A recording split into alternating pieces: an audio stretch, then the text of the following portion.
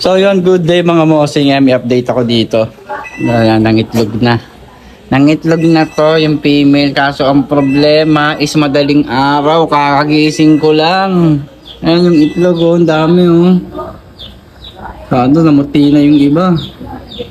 Ang problema ko, hindi na siguro papahiran ni dito kasi kanina pa. Siguro may 4 na oras na. Yan oras na mag-aalas 7 na. Nakakapanghinayang na naman yung isang... Kailangan talaga pag magbe-breed kayo, babantayan nyo. Sayang na naman. So ako nanghihinayang eh. Ano, hindi na siguro papahiran ni dito to kasi kanina pa eh. Ngayon ko lang naalis yung divider eh. Ayan o, wala. Mukhang hindi papahiran ni dito. Dami pa naman yan oh. Nakakainis. Nakakainis kasi madaling araw eh. Hindi ko na kaya kasi naantok na nga ako. Kagabi binabantayan ko hanggang alauna. Kaso hindi ko na naantay at ako antok na. Eh hindi ko naman pwedeng alisin yung divider at magpapatayan kasi sila. Nanghihinayang na naman ako. Hindi na tayo makapag-breed ng ayos. Eh nga, titignan ako kung papahiran pero sa akin hindi na ito papahiran eh. Kasi nung oras na. Ano ba naman niya? Nanghihinayang ako. Ito yung kitresero naman, inalis ko na lang yung divider. Bahala na sila kung magpatayan sila dyan o hindi.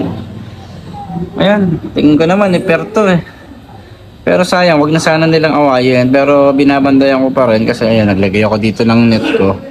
Baka just in case na mag-aaway sila, eh, mapipigilan natin. Pakasap, nanghihinayang talaga ako dito oh. Ayan, sana pahidan. Ayan pala. Sana pwede pa, sana abutan. Sana pwede pa niyang pamapahidan yan para makapag-success tayo. Kasi si dito proving yan eh. Ayan, sana pahiran niya oh. Hindi lang dito, tuloy mo lang. Sayang yan oh, ganda pa naman ng female oh. Kaso sobrang tapang nito, hindi ko pa na paghihiwalay sila eh. Dito, galingan mo dito. Yan, sige, dito. Bantayan mo, pahiram mo na. Galing, sayang yan eh. Para makapag-breed ka na ulit. Aray ko. Ayan.